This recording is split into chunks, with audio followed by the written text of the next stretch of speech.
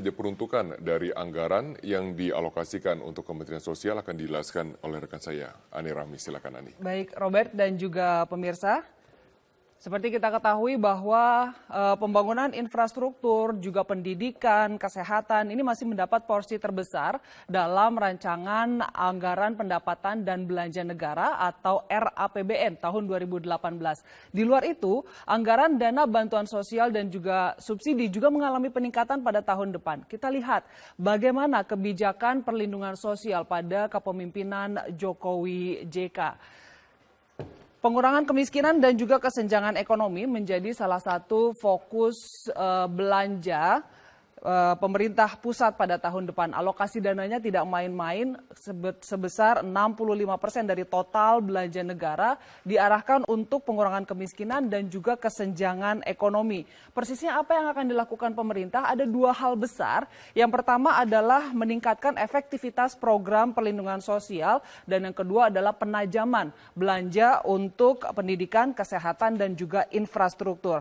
Nah, dalam upaya meningkatkan efektivitas program perlindungan sosial ini tahun depan, pemerintah akan meningkatkan dua program. Yang pertama adalah program Keluarga Harapan atau PKH. Penerima manfaatnya akan ditambah dari 6 juta keluarga menjadi 10 juta keluarga. Dan berikutnya adalah program Bantuan Pangan Non-Tunai atau BPNT. Juga akan diperluas menjadi 1,4 juta keluarga di 44 kota di seluruh Indonesia. Bantuan pangan non-tunai ini sebetulnya adalah merupakan pengalihan skema dari penyaluran bantuan pangan beras sejahtera atau Rastra yang akan dialihkan menjadi bantuan pangan dan non-tunai. Dua program ini ada di bawah Kementerian Sosial atau Kemensos. Ada program-program lain sebetulnya yang termasuk dalam perlindungan sosial. Yang pertama adalah penambahan penerima bantuan untuk BPJS Kesehatan misalnya, lalu juga program pelindungan nelayan, percepatan pembangunan rusunawa bagi MBR, peningkatan kualitas rumah tidak layak huni, lalu juga program Indonesia Pintar, ada juga program BOS. Lalu kita lihat bagaimana keberpihakan pemerintahan Jokowi JK kepada program perlindungan sosial, khususnya pada program pengentasan kemiskinan serta kesenjangan ekonomi secara umum. Kita lihat dari alokasi anggaran yang diterima oleh Kementerian Sosial. Pada tahun 2016, APBN mengalokasikan 14,6 triliun rupiah untuk Kementerian Sosial. Tahun 2017 naik 17,8% menjadi 17,2 triliun rupiah. Dan di RAPBN 2018 tahun depan jumlahnya meningkat lagi cukup signifikan yaitu 97,7% peningkatannya menjadi 33,959 triliun rupiah atau hampir 34 triliun rupiah. Nah, kemana saja alokasi 34 triliun rupiah ini? Kita lihat sebesar 17,3 triliun rupiah akan dialokasikan untuk program Keluarga Harapan atau PKH atau sekitar 50,9%.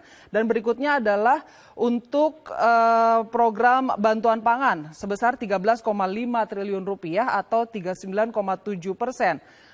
Yaitu untuk program bantuan pangan non-tunai. Sehingga totalnya hampir sekitar 90,6% anggaran yang diterima oleh Kementerian Sosial dialokasikan untuk perlindungan sosial. Lalu apa output yang diharapkan pemerintah dengan besarnya dana yang dialokasikan untuk perlindungan sosial ini? Yang ada 3 outputnya. Yang pertama adalah meningkatkan indeks pembangunan manusia, juga mengurangi tingkat kemiskinan dan juga pemerataan kesejahteraan rakyat.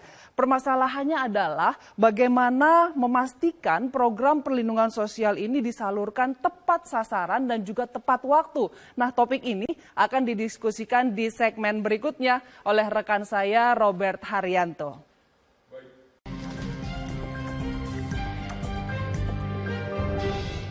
Kebaikan Persatuan Para Presiden.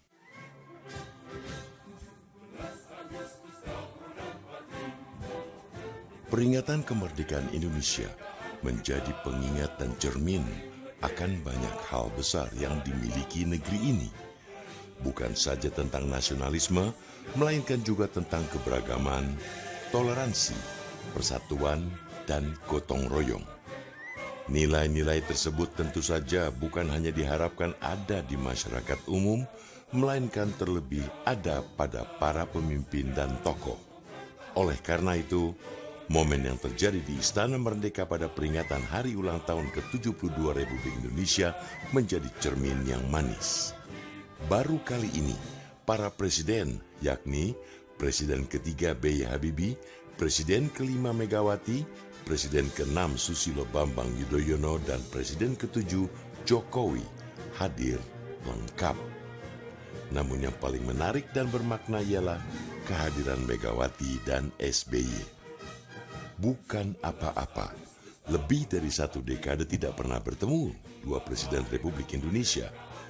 Megawati Soekarnoputri dan Susilo Bambang Yudhoyono hadir dalam peringatan Hari Ulang Tahun Republik Indonesia tersebut.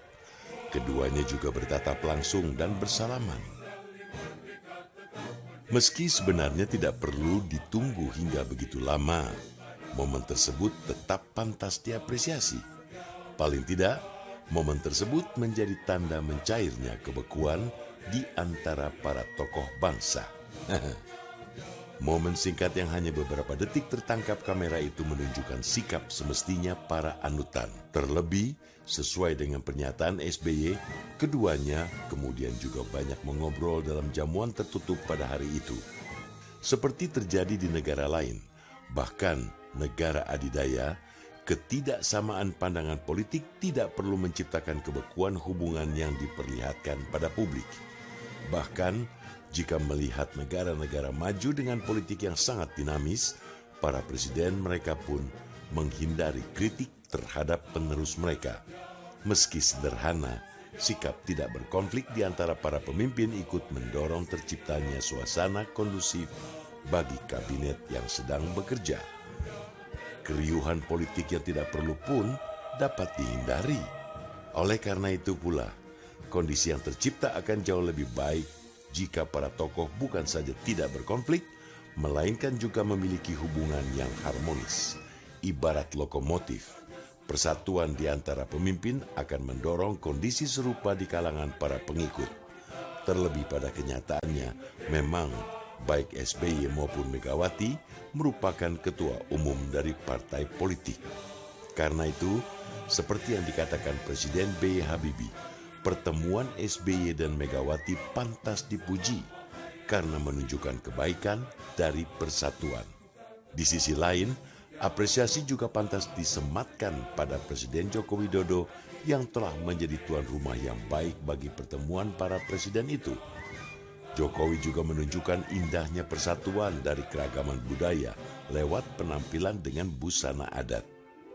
Berbeda dari tahun-tahun sebelumnya, pada tahun ini kepala negara berikut seluruh tamu undangan mengenakan busana adat yang beragam. Presiden sendiri mengenakan pakaian adat Kalimantan Selatan, sementara ibu negara mengenakan pakaian adat Minang lengkap dengan kain penutup kepala. Presiden juga mengenakan pakaian adat di sidang tahunan MPR sehari sebelumnya. Langkah kepala negara ini bukan sekadar menciptakan kemeriahan perayaan kemerdekaan, melainkan juga sebuah bentuk penghargaan tinggi terhadap keragaman budaya kita. Sebagaimana bersatunya para presiden yang punya pemikiran beragam, pakaian adat menjadi simbol bersatunya kebudayaan yang punya corak beragam pula.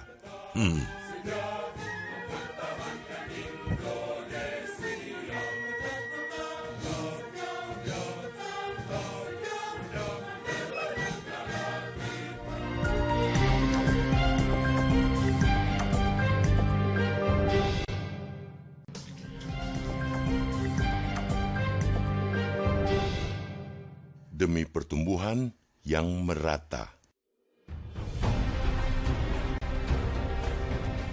Secara teoretis, ada dua kebijakan fiskal, yakni kebijakan fiskal ekspansif dan kebijakan fiskal kontraktif. Kebijakan fiskal ekspansif ialah kebijakan fiskal dengan menaikkan belanja negara dan menurunkan tingkat pajak. Kebijakan fiskal itu bertujuan meningkatkan daya beli masyarakat. Kebijakan fiskal ekspansif dilakukan saat perekonomian mengalami tekanan. Kebijakan fiskal kontraktif ialah kebijakan fiskal dengan menurunkan belanja negara dan menaikkan pajak. Kebijakan fiskal itu bertujuan menurunkan daya beli masyarakat dan mengatasi inflasi. Kebijakan itu biasanya diambil untuk menjaga ekonomi yang sedang bagus. Bila tidak, bisa terjadi bubble ekonomi seperti yang terjadi di Amerika Serikat pada 2008. Presiden Jokowi menyampaikan nota keuangan RAPBN 2018 dalam sidang paripurna DPR 16 Agustus 2017. Kita bisa menilai RAPBN 2018 itu berdasarkan dua pendekatan di atas. Pemerintah dalam RAPBN 2018 memproyeksikan pendapatan Rp1.878,44 triliun, tumbuh 8,20% ketimbang proyeksi pada 2017 sebesar Rp1.736,06 triliun. Sumber pendapatan salah satunya pajak. Pendapatan pajak diproyeksikan meningkat dari Rp1.736,06 triliun menjadi Rp1.878,46 triliun. Peningkatan pajak bila dikenakan pada barang bisa menurunkan daya beli. Akan tetapi, bila peningkatan pajak berasal dari penggalian potensi pajak yang selama ini hilang, daya beli terjaga. Peningkatan pendapatan dipakai untuk membiayai pembangunan secara lebih mandiri, tanpa terlalu bergantung pada utang. Dalam RAPBN 2018, utang diproyeksikan turun menjadi Rp399,24 triliun dari Rp461,35 triliun pada 2017. Pendapatan juga menjadi sumber belanja negara. Belanja pusat meningkat menjadi Rp1.443,29 triliun dari Rp1.343,07 triliun pada 2017. Peningkatan belanja negara akan meningkatkan daya beli masyarakat. Yang harus dijaga ialah penyerapan anggaran belanja. Kita tahu persoalan dari tahun ke tahun ialah rendahnya penyerapan anggaran, terutama di daerah. Pemerintah mematok inflasi rendah pada RAPBN 2018. Pemerintah memproyeksikan inflasi di kisaran 3,5%, lebih rendah daripada di 2017 pada kisaran 4,3%.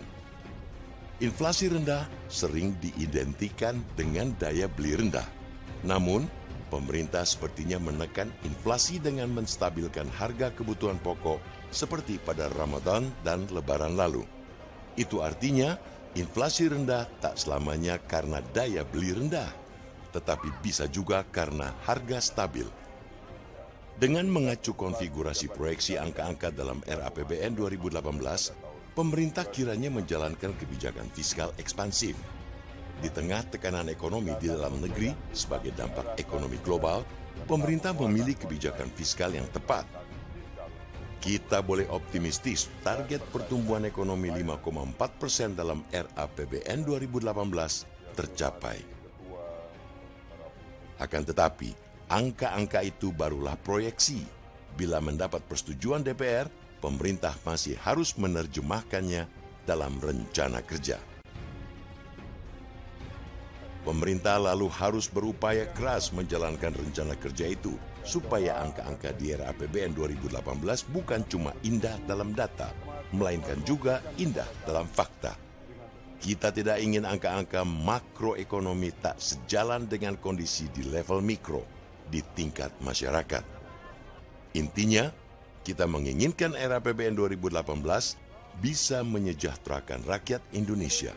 Seperti kata Wapres Yusuf Kala, fokus RAPBN 2018 ialah menstimulasi pertumbuhan ekonomi secara merata.